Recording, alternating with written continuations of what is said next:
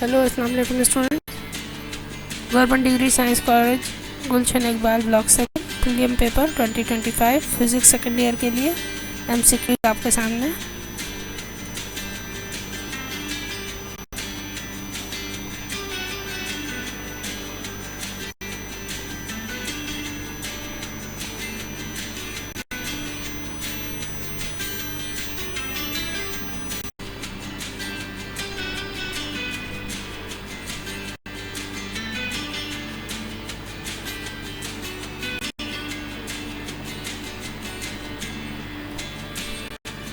Section B है आपके सामने, शॉर्ट क्वेश्चन आंसर 9 सवाल करने हैं।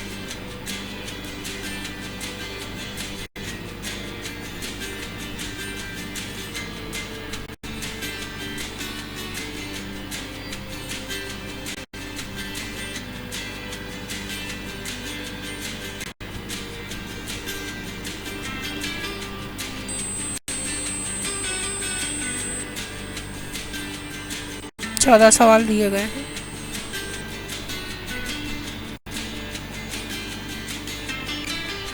Section C descriptive long question answer 2 सवाल करने हैं।